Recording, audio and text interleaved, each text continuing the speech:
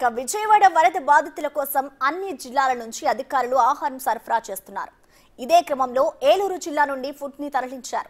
Collector ఆదేశాలతో జిల్లా వ్యాప్తంగా పలు స్వచ్ఛంద సంస్థలు ముందుకొచ్చాయి. అల్పాహారంతో పాటు భోజన ప్యాకెట్లను తయారు చేయించి వ్యాన్లలో పంపిస్తున్నారు. ఇంకెవరైనా ఫుడ్ కానీ మరే ఇతర హెల్ప్ చేయాలనుకున్నా కలెక్టరేట్ లో సంప్రదించాలంటున్న జాయింట్ కలెక్టర్ దాత్రిరెడ్డితో మా ప్రతినిధి Shivasagar face to face. Eluru జిల్లా నుండి విజయవాడ వరద బాధితులకు ఆహార పొట్లాలు పంపిణీ చేస్తున్నారు. ఏలూరు జిల్లా జేసీ దాత్రిరెడ్డి మనతో ఉన్నారు.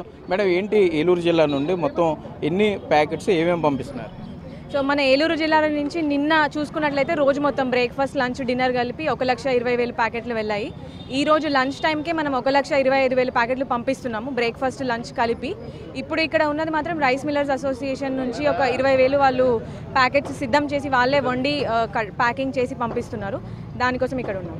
అంటే నిత్యావసర సరుకులు ఏమన్నా పంపిస్తున్నారా? ఈ 2 రోజుల్లో పులిహార కూడా పంపించామని చెప్తున్నారు విద్యా సంస్థలో. ఎవరెవరు కోఆపరేట్ చేస్తున్నారు ఇది? సో ఇప్పుడున్న ఈ ప్యాకెట్స్లో మనం ఐటమ్స్ చూసుకున్నట్లయితే మార్నింగ్ బ్రేక్ఫాస్ట్కి టమాటో బాత్ విత్ చట్నీ, తర్వాత లంచ్కి vegetable biryani with aloo curry అట్లా పంపిస్తున్నాము. పులిహోర ఫర్ డిన్నర్ ఇట్లా పెట్టుకున్నాము మెన్యూ. ఇది కాకుండా కూడా చాలా ఐటమ్స్ మొబిలైజ్ చేసి పంపించడం జరుగుతుంది. ఎలా అయితే క్యాండిల్స్, మ్యాచ్ బాక్సెస్, బ్రెడ్, పాలు, మిల్క్, వాటర్ ప్యాకెట్స్, బిస్కెట్స్ ఇవి కూడా మన ఏలూరు నుంచి పంపించడం జరుగుతుంది. అంటే మనకి స్వచ్ఛంద సంస్థల సహకారం మేడం, లేదంటే ప్రభుత్వం ఇనిషియేషన్ తీసుకుని పంపించడం జరుగుతుంది? సో మేజర్గా ఇప్పుడు 2 రోజులే అయింది ఇది స్టార్ట్ అయ్యి, కాబట్టి మేజర్గా గవర్నమెంట్ సైడ్ నుంచే మేము ప్రొక్యూర్ చేయించి వండించి పంపించాము. నిన్నటి నుంచి చూసుకున్నట్లయితే చాలా మెసేజెస్ వస్తున్నాయి. ఇప్పుడు రైస్ మిల్లర్స్ అసోసియేషన్ వాళ్ళు కూడా అడగగానే వెంటనే స్పందించారు. They did not even delay it.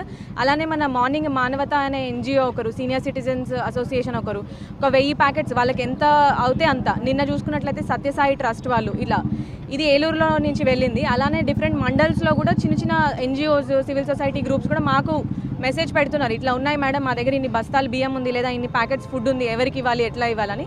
వాళ్ళని కూడా మన గవర్నమెంట్ సపోర్ట్ ఏదైతే వెహికల్స్ ఉన్నాయో వాళ్ళతోనే కనెక్ట్ చేసి పంపించడం జరుగుతుంది. సో ఈ సర్వీస్ మోటివ్తో ముందుకు వచ్చే వాళ్ళు ఎవరిని కాంటాక్ట్ అవ్వాలంటారు? గవర్నమెంట్ సైడ్ నుండి ఏమన్నా టోల్ ఫ్రీ నెంబర్ కానీ ఎవరైనా పర్సన్ ఎవరినన్నా అటాచ్ చేయడం జరుగుతుంది? సో ఇది ఫ్రమ్ అవర్ సైడ్ కూడా ఇది ఒక రిక్వెస్ట్. ఎవరైతే మన ఏలూరు డిస్ట్రిక్ట్ సిటిజన్స్ ఉన్నారో, సొసైటీస్, ఆర్గనైజేషన్స్, అసోసియేషన్స్ ఉన్నాయో, మీలలో ఎవరైనా ఏదైనా హెల్ప్ చేయాలనుకుంటే కలెక్టరేట్ టోల్ ఫ్రీ నంబర్కి కాల్ చేయండి. మేము పంపిస్తున్న సపోర్ట్లోనే మీరు ఇస్తున్న డొనేషన్ని కూడా ఇంక్లూడ్ చేసి ఇక్కడ నుంచి పంపించడం జరుగుతుంది. ఒకవేళ మీరు వెహికల్ పెట్టలేదు, దానివల్ల డిలే అవుతుందంటే నంబర్ రాసుకోవచ్చు. This is the collectorate control room number 9491041427 9491041427. దీనికి కాల్ చేసి మీకు చేతనైనంత సహాయం యాడ్ చేయండి. Thank you. అయితే మనం చూస్తున్నాం ఇక్కడ ఏలూరు నుండి ఈ వరద బాధితులకు సంబంధించి వెహికల్స్ పంపిస్తున్నారు. విజయవాడ బుడమేరులో ఎవరైతే బాధితులు ఉన్నారో వారికి సంబంధించి ఇప్పుడు ఈ వెహికల్స్ కూడా రెడీగా ఉన్నాయి. ప్రస్తుతానికి ఇదైతే రైస్ మిల్లర్స్ అసోసియేషన్ నుండి మొత్తం 2 వ్యాన్లు ఇక్కడ నుండి పంపిస్తున్నారు. అట్లాగే నిన్న చూసుకుంటే కనుక ఉదయాన్నే బ్రేక్ఫాస్ట్ కూడా పంపించామని చెప్తున్నారు. మొత్తం ఏలూరు జిల్లా వ్యాప్తంగా కూడా పలు స్వచ్ఛంద సంస్థల సహకారంతో విజయవాడకి ఆహారాన్ని పంపించే ఏర్పాట్లు చేస్తున్నారు. అట్లాగే కరెంట్ అక్కడ ఉండదు కాబట్టి కొవ్వొత్తులు, మ్యాచ్ బాక్సెస్ కూడా పంపించడం చెప్తున్నారు. ఎవరైనా అవసరం అయితే, ఎవరైనా సేవ చేయాలనుకుంటే స్వచ్ఛంద ఎవరైనా ముందుకు వస్తే కలెక్టరేట్లో టోల్ ఫ్రీ నెంబర్ ఏర్పాటు చేశారు. ఆ టోల్ ఫ్రీ నెంబర్కి మీరు సమాచారం ఇవ్వడం ద్వారా ఎవరైనా ముందుకు వస్తే, డొనేషన్ ఇవ్వడానికి ముందుకు వస్తే తప్పకుండా వారి నుండి కూడా వారి ఇచ్చే డొనేషన్ యూటిలైజ్ చేసి విజయవాడ ఫ్లడ్ రిలీఫ్కి పంపించడం జరుగుతుందని కూడా చేసి దాత్రిరెడ్డి చెప్పే పరిస్థితులు అయితే ఇక్కడ ఉన్నాయి. కెమెరామెన్ భాగ్యరాజ్తో సాగర్, బిగ్ టీవీ, ఏలూరు నుండి.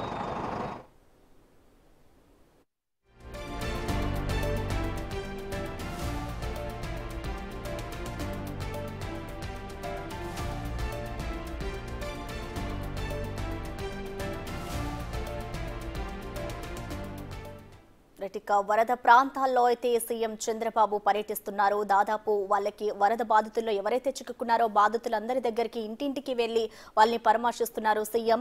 దాదాపు 2 రోజుల నుంచి కూడా కురుస్తున్న భారీ వర్షాలకైతే ఇటు విజయవాడ నగరం అంతా కూడా అతలాకుతలమైంది.